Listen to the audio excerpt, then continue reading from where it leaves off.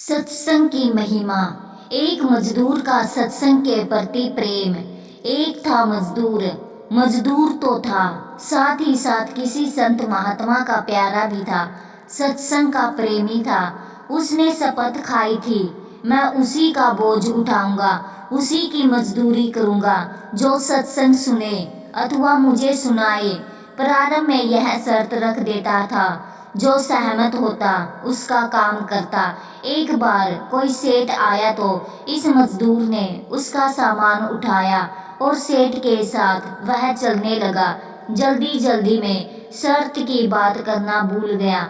आधा रास्ता कट गया तो बात याद आ गई। उसने सामान रख दिया और सेठ से बोला, सेठ जी, मेरा नियम है कि मैं उन्हीं का सामान उठाऊंगा जो कथा सुनावे या सुने। अतः आप मुझे सुनाओ या सुनो। सेठ को जरा जल्दी थी, वह बोला, तुम ही सुनाओ। मजदूर के वेश में छुपे हुए संत की वाणी से कथा निकली। मार्ग तय होता गया।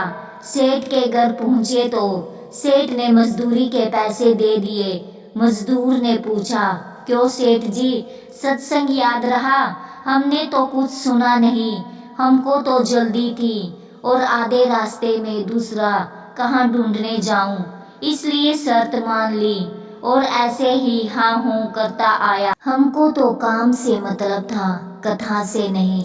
भगत मजदूर ने सोचा कि कैसा अभागा है, मुफ्त में सत्संग मिल रहा था और सुना नहीं। यह पापी मनुष्य की पहचान है। उसके मन में तरह तरह के ख्याल आ रहे थे। अचानक उसने सेठ की ओर देखा और गहरी सांस लेकर कहा, सेठ, कल शाम को 7 बजे आप सदा के लिए इस दुनिया से विदा हो जाओगे। अगर 7:30 बजे तक जीवित रहे तो मेरा सिर कटवा देना। जिस ओज से उसने यह बात कही सुनकर सेठ कांपने लगा। भगत के पैर पकड़ लिए।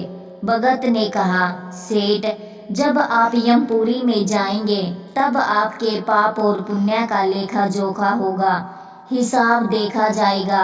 आपके जीवन में पाप ज्यादा है, पुण्य कम है। अभी रास्ते में जो सत्संग सुना, थोड़ा बहुत उसका पुण्य भी होगा।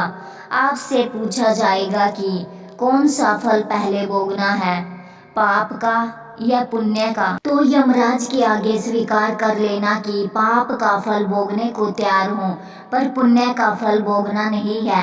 देखना है, पुण्य का फल भोगने की इच्छा मत रखना। मर कर सेठ पहुँचे यमपुरी में। चित्रगुप्त जी ने हिसाब पेश किया। यमराज के पूछने पर सेठ ने कहा, मैं पुण्य का फल भोगना नहीं चाहता और पाप का फल भोगने से इनकार नहीं करता। कृपया करके बताइए कि सत्संग के पुण्य का फल क्या होता है, मैं वह देखना चाहता हूँ। पुण्य का फल देखने की तो कोई व्यवस्था यमपुरी में नहीं थी। पाप पुण्य के फल भुगताए जाते हैं, दिखाए नहीं जाते। यमराज को कुछ समझ नहीं आया। ऐसा मामला तो यमपुरी में पहली बार आया था। यमराज उसे ले गए धर्मराज के पास। धर्मराज भी उलझन में पड़ गए। चित्रगुप्त, यमराज और धर्मराज तीनों सेठ को ले गए सृष्टि के आदि परमेश्वर के पास। धर्मराज ने पूरा वर्णन किया।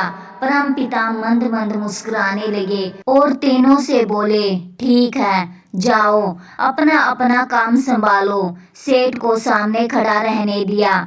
सेठ बोला, प्रभु, मुझे सत्संग के पुण्य का फल भोगना नहीं है, अपितु देखना है। प्रभु बोले, चित्रगुप्त, यमराज और धर्मराज जैसे देव आदर सहित तुझे यहाँ ले आए और तू मुझे साक्षात देख रहा है।